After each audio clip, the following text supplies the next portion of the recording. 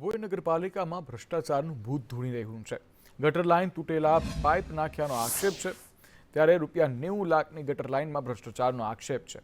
RCC road તોડી ગટર line નંખાતા ભારે રોષ જોવા મળી રહ્યો છે। ચીફ ઓફિસર જય કિશન તડવી કેમેરો જોઈ અને ભાગી ગયા, ત્યારે વિષ્ણુધામ સોસાયટીમાં ગટર લાઇનની કામગીરી છે, જેને લઈને હાલ અનેક વિવાદ જોવા મળી રહ્યા છે।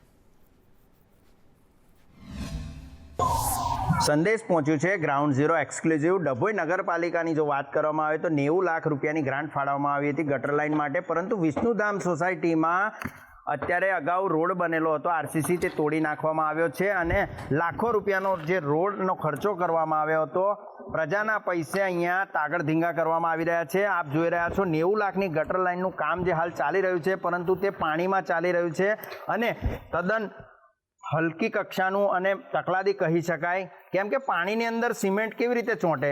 તો અત્યારે આપ જોઈ રહ્યા છો જે કુંડી છે અત્યારે જ બેસી ગઈ છે, તો કેટલા સમય સુધી ટકશે આ કામ, તે પણ એક મોટો સવાલ છે। અત્યારે વાત કરવામાં આવે વિષ્ણુધામ સોસાયટીમાં સંદેશ પહોંચ્યું છે અને આ જે રોડ છે આરસીસી તે બનાવવામાં આવ્યો હતો, પરંતુ તેને તોડી નાખવામાં આવ્યો છે અને તેના નીચે ગટર લાઇન નાખવામાં આવી રહી છે 90 લાખ રૂપિયાની।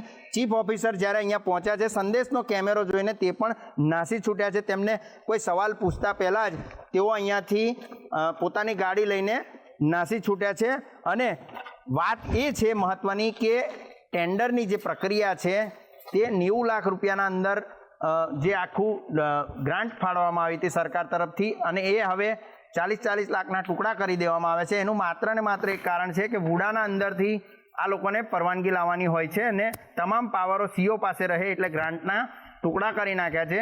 40 લાખ સુધીની જો ગ્રાન્ટ હોય તો તે અહીંયા સીઓ જ એની પરમિશન આપી શકે છે અને એસ્ટિમેટ ટીએસ અહીંયા જ બધું થઈ શકે છે, જેના કારણે સીઓ પોતાના પાસે તમામ પાવર રાખવા માંગે છે અને ભ્રષ્ટાચાર અહીંયા ચોખ્ખો દેખાઈ રહ્યો છે। 600 mm એસ્ટિમેટમાં લખવામાં આવ્યું છે, પરંતુ આ પાઇપો તૂટેલી છે અને 600 mmની પણ MP3 પાઇપ નથી વાપરવામાં આવી, તો અહીંયા તકલાદી મટીરિયલ વાપરવામાં આવ્યું છે, તૂટેલી પાઇપો નજરે પડે છે અને હાલ પાણીની અંદર આ ચંતર ચાલી રહ્યું છે। આ કેટલું ટકશે એ પણ એક મહત્વનો સવાલ છે।